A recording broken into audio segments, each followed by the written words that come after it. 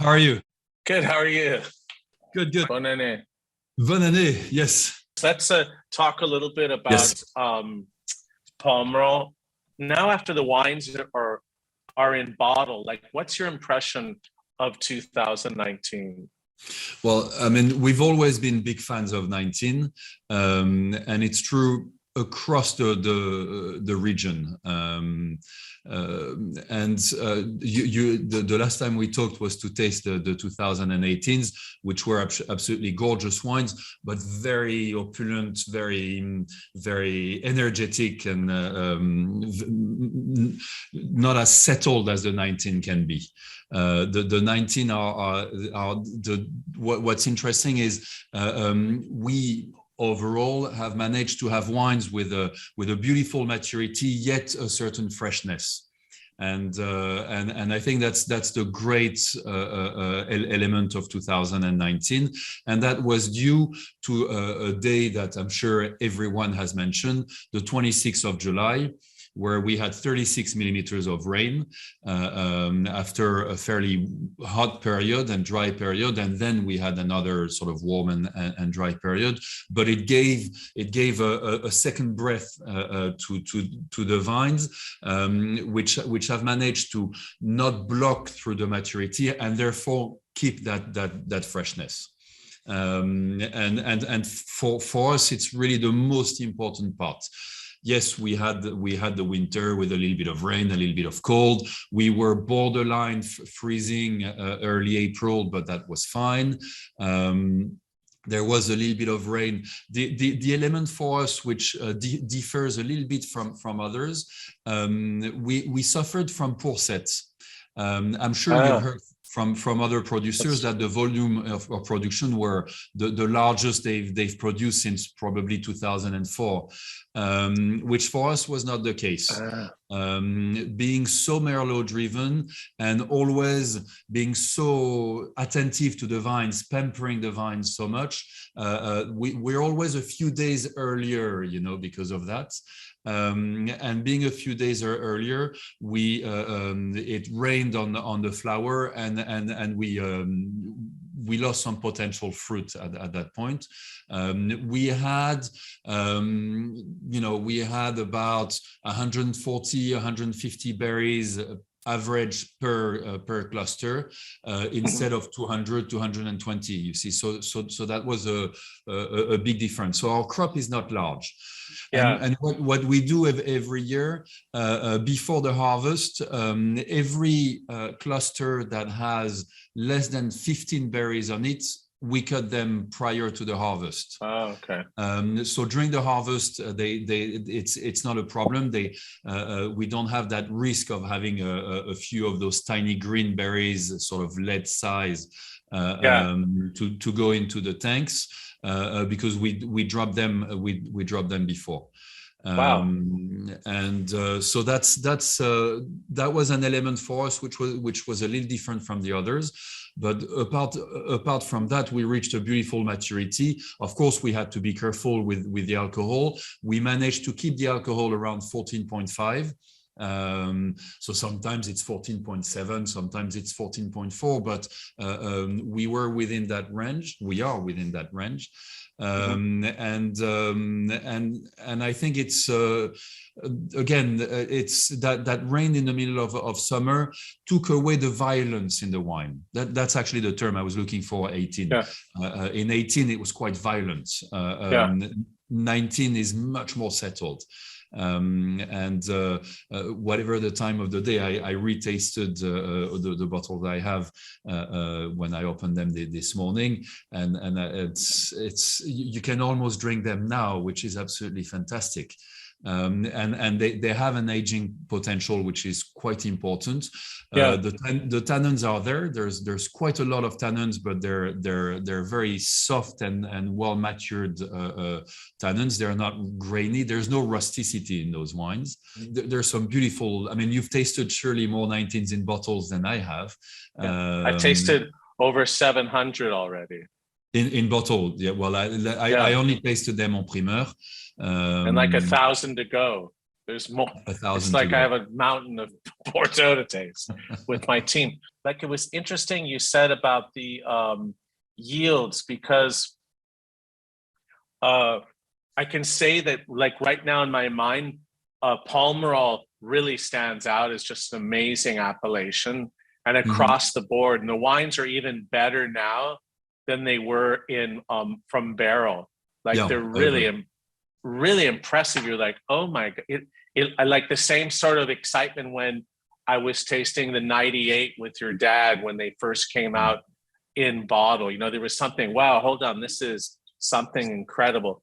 Um, and then, but then when I taste, let's say, and Saint-Emilion's pretty close behind. I haven't had a lot of the big names, but I've tasted a couple hundred, and even the lesser names made fantastic wines in Yeah. Saint-Emilion. But then I tasted a lot of, you know, Bordeaux Superior, Côte de Bordeaux, Blaye, Medoc, Medoc, and there's a lot of wines that don't seem as good as when they were when I tasted them from barrel. Okay. Like, there's some green characters, some not much concentration. So it, you know, it could be that factor of slight overproduction or whatever. But the beauty is really the Palmerols are really something. It's going to be interesting. I wish I could tell. Well, I can. I have some 18s around, but they really are just so like nicely tailored and then opulent at the same time. They're plush, but not too much. You know what I'm Yeah. saying? They're just and they have really beautiful structures. So, you know, what do you think? Like, how do you compare it? Are there vintages you and your family talk about comparing to 19 to 2019? Well, if you look at the pairs that we've had, I personally like the 19 over the 18. My father, it's the opposite. My father likes the plusher wines, the more fleshy wines. I'm a little more attracted by freshness and structure. And so we have the same in 15 and 16. He likes the 15 over the 16, and 9 and 10. He likes the 9 over the 10. So it's okay. We have that sort of that sort of debate, which is good. But the 2019 it's something that I've heard a few people say. I was too young to be able to say that. You probably remember better than I do. Some people say that it reminds them of 82. Because you had the volume, you had the approachability immediately, you had those beautiful tannins, and it's a vintage that's almost we say in French, I don't know the term in English, intemporel. You see, it's not a classic vintage in a sense of that would be atypical, I guess, but well, you know, no, intemporel, on the contrary, it can be from any time periods, you know. Okay. It's like a decoration style or an artist that becomes a great artist and therefore becomes intemporel, you know. Okay. Of course, it's, you know, they're much better made than 82, but they have that character where they're so delicious to taste, but they also have structure. So, and structure that's really like nicely tailored, and it's not like it's not, you know, 18 was a little bit rougher, you know, more definitely more bigger, as you say. But I'm really impressed so far. Palmerol looks to be, you know, really the star of the vintage. I haven't really tasted the top Pauillacs and things like that. But across the, you know, that I like it when you find like Bolong, and that's like incredible, or, you know, there's incredible one, you know, I haven't tasted yours yet, but, you know, just names that normally are, you know, excellent, but where those in that year, boom, it was like in 82 was like that too, where everyone in Palmerol just about everyone made incredible wines. No, I think that's really the element of 19. It's very much that readiness across the board, beautiful maturity, and the different type of soil. And if we concentrate on Pomerol specifically, the different type of soil, whether it was gravel, clay, most of the time it's clay and gravel mixed together at a different degree. Each vineyard managed to get the quintessential elements of those soils clearly. Yeah, that's nice what you say, because also in in Saint-Emilion, when you have chalky soils, it really comes across almost salty. Yeah. Right? Like you said, the quintessential character of those soils. That's a really cool thing to say. You're right. So like they just turned up the volume. I totally agree with you. It's a real terroir in the expression of the wine. It's a real terroir vintage. Clearly. How was the harvest then? Was there any problem? And the decision during the harvest, actually. The harvest was a little stressful because it's it's the type of vintages where you feel that you can reach the perfect wine, which doesn't exist, but at least you can get closer to perfection. And so you want to be patient.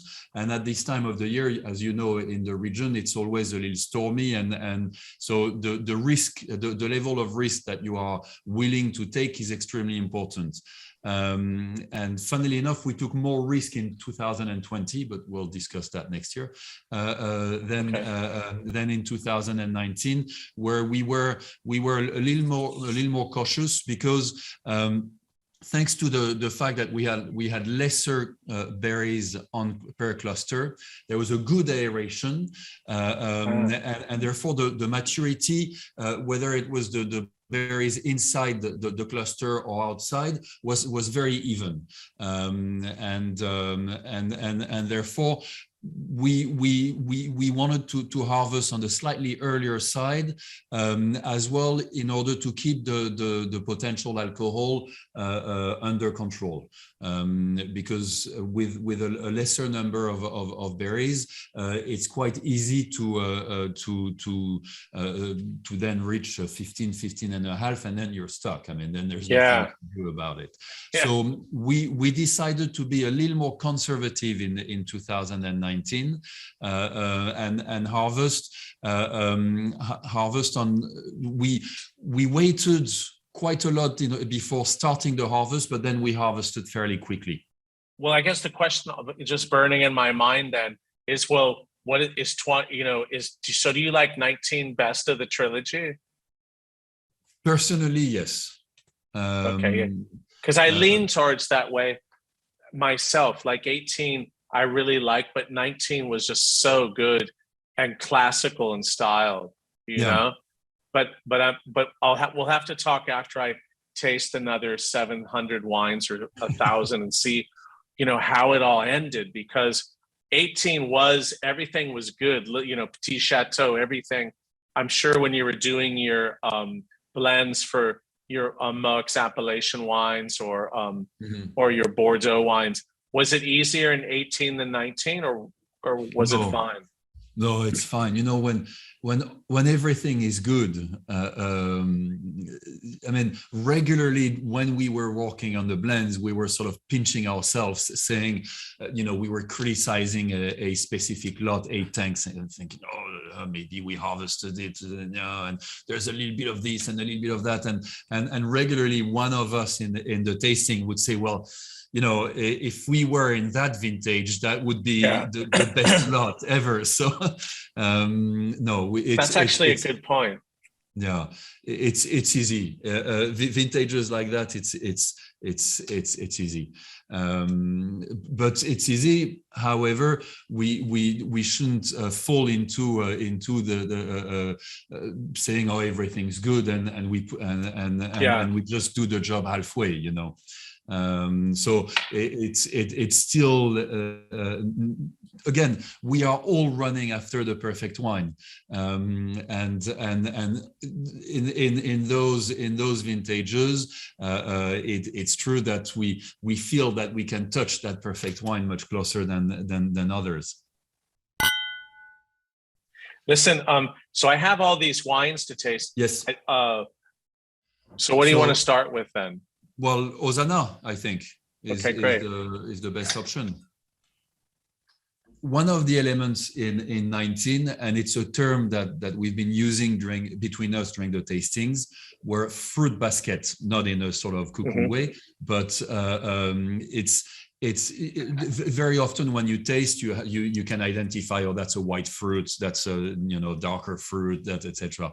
This year, it's really the fruit basket. You have on the nose of Ozana the very ripe peach, for example. That beautiful smell of the skin of the ripe peach, and at the same time you have some blue fruits. You have some blue fruit. You have a hint of strawberry. It's very interesting to see the panel of fruits, and the complexity this year, at least for young wines. When it will age, it will be different, but really comes from that sort of panel of different fruit elements.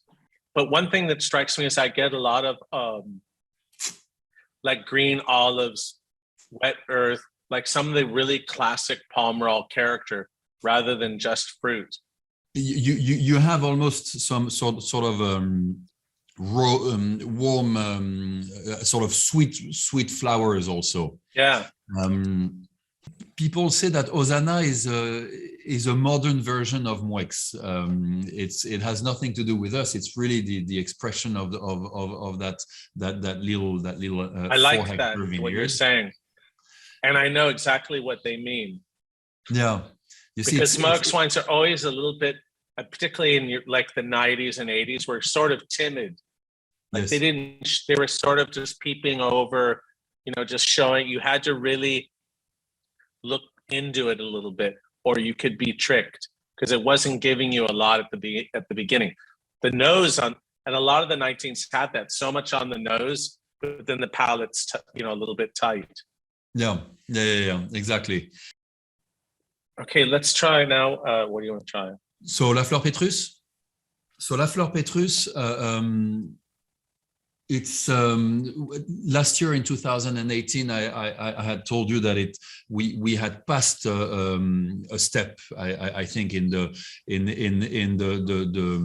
the completion of the wine, of that sort of new aged La Fleur Petrus, and it's for me it's fully confirmed in 2019. You have sort of all the elements in place. You have that beautiful sort of aromatic complexity. You have the body of the wine. It's quite a wide wine, yet it maintains that charm which was typical of the La Fleur Petrus 1.0, and the length and that acceleration which we don't have in Ozana, and which we have in La Fleur Petrus. It just keeps on getting broader and broader and broader. And it's really much more dans le fin. It's really like back-ended. Like you don't get anything in the attack, and then all of a sudden it just keeps on going. Exactly.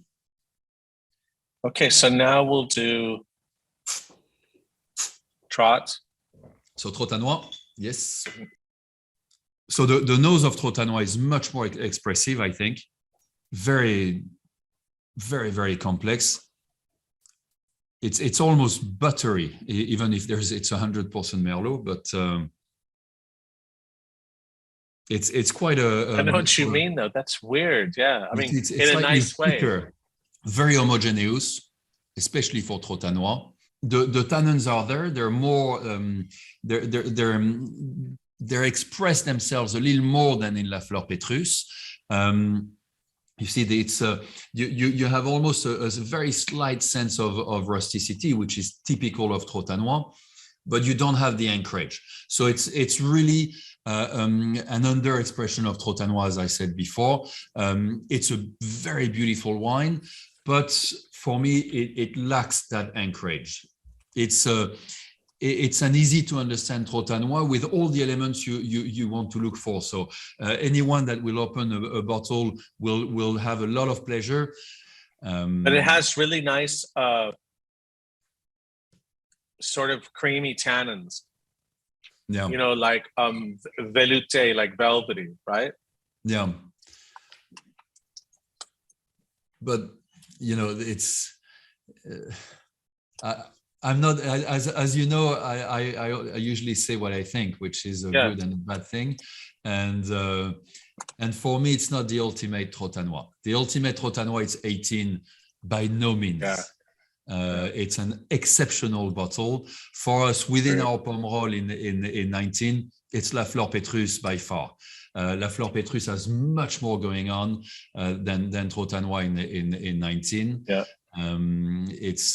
It's much more complex. The structure is there. You have that acceleration, and again, it has nothing to do with the fact that there's only Merlot in Trotanoy. It's very much a question of date of harvest. And the thing that's interesting in our position is we have a collection of very different properties and very different characters in the wines, and we must dedicate ourselves fully to each of the property to express their characters. I know it's a classic comparison, but it's like kids. When you have two kids, they're completely different, and you don't act the same way with your daughter as you act with your son, because otherwise it wouldn't work. And honestly, for us, especially within Trotanoy and La Fleur Petrus, it's exactly the same thing. And for me, La Fleur Petrus, we have done our job. We have done the best, and we have done it well. For Trotanoy, we've done everything we could do, and at the time of the harvest, we tempted something which was not the right decision. And that's what I was telling you, for the time in barrel. Maybe it was a question of 24 hours only, but those 24 hours change everything. Yeah, it makes sense. Okay, so now we do a Belair, right? Yes. So the house wine. Anyways, don't be too hard on yourself with the Trotanoy. I sort of like it. So Belair Monange. Alors, as you said perfectly early on, the expression of the limestone is quite unique in this vintage. What do you look for when you want that limestone character? What does it tell you? Well, what we want to avoid is the sort of dryness of the stone. How do you say the craie? La craie. Chalk. Yes. What we don't want to have is the sensation of chalk on the tongue, that sort of dryness on the tongue. However, the saltiness of the limestone that you mentioned is something that we look for. What was interesting in 19 is usually we use quite a bit of the slopes. I mentioned that last year with the 18 Belair. We had a great balance between the clay slopes and the limestone terrace. In 2019, we used a little bit less of clay slope in Belair Monange, and we used more limestone terrace elements, because there was that ripeness and that freshness. And the great thing with the limestone is that it keeps the water, so it sort of gets allows the stress to be much milder. You know, this is really interesting, because this tastes like reminds me a lot of the old Belairs, like the crazy good ones, like, I don't remember, 70, 50, where they have this sort of translucent character with the fruit and the limestone. You know what I'm saying? I see exactly what you're saying. It's crazy. This Yeah. really tastes like the best vintages of Belair, but when it was just Belair, and it was only a few years were really amazing. But this will age forever. Ever. Right? Yeah. I totally agree with you. And it's true that in the last few years, Belair Monange was a little Pomerol-like, and so in this line, it was completely logical to have it. Now it's in the 2019, it's very Saint-Emilion. And it's really the pure expression of that fantastic limestone plateau. And it's so long at the same time. Wow, it's incredible. I will have finished this half bottle by lunchtime. I just drank it. I did the same. I was like, okay, I gotta drink that. It's so incredible, no? Yeah. It really has soul. I agree with you. And there's a good acidity, but it's not lemony. It just holds everything together. The tannins are there. There's quite a lot of tannins, but there's no feeling whatsoever of tannins. They're perfectly integrated within all all the other elements. No, it's a fascinating wine. Listen, I have to run because I have to do a Zoom now with Lafitte. So okay. Well, say hi to Saskia for me. I will. And anyways, that was the Belair. Is really. I'm going to taste it for the next couple of days and send you a note. But it's so cool that you agree that it really has the real soul and character of Belair, of that, the specific place right there on the Côte. Yeah. Well, no. And like when you go into the cellar and you see all the chalk, and this reminds me of how how sort of mysterious Belair was. You live there now. Maybe there's still nice ghosts that go by or whatever, but it has. They're all there. They're good friends of mine now. Yeah, it's a very special place with a special energy. Yeah, no, I totally agree. And honestly, I can't wait to have you there sooner than later. Absolutely. Okay, mon ami, listen, I better head out. But that was an awesome tasting, and I'll finish up and drop you a note. Yep, bye.